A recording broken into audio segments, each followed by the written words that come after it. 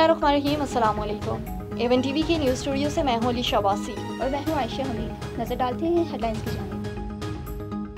गजा में इस्राएली फौज की वहशियाना बमबारी। अलबरीज कैंप में बेघर अफराद पर हमला, 19 फ़लस्तीनी शहीद। सुबह से अब तक शहीद फ़लस्तीनियों की तादाद 39 हो गई। बच्चे भूख से मर रहे हैं, कोई इतना जुल्म कैसे कर सकता है। फ़लस्तीनी मंदूब बच्चों की शहादत का हाल बताते हुए रो पड़े। कराची में दर्जे हरारत 38 डिग्री, शिद्दत 41 महसूस हो रही है। हैदराबाद, सक्कर समेत अंदरूनी सिंध में भी गजब की गर्मी। लाहौर में हवाएं बंद, पारा 41 डिग्री तक जाने का इम्कान। महकमे मौसमियात के जुम्मे को बादल बरसने की पेशगोई। बलूचिस्तान के बेशतर अजला में मौसम शदीद गर्म रहेगा।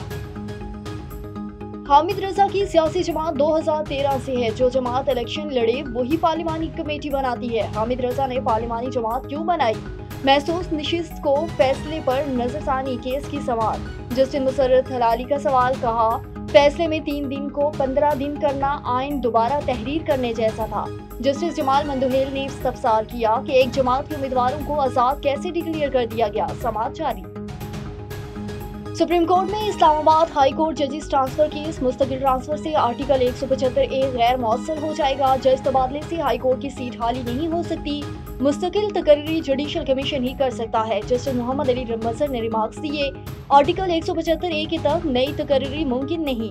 नई तकर्री और तबादले के मानी अलग अलग होते हैं। तबादले के मामले में 3 चीफ जस्टिस शामिल थे। हर चीज एग्जीक्यूटिव के हाथ में नहीं होती। तबादले पर जज से रजामंदी ली जाती है।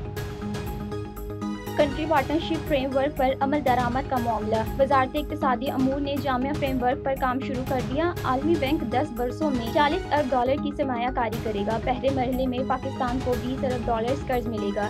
रकम तालीम, सेहत, माहौलियाती तब्दीली, साफ तवानाई पर खर्च हो।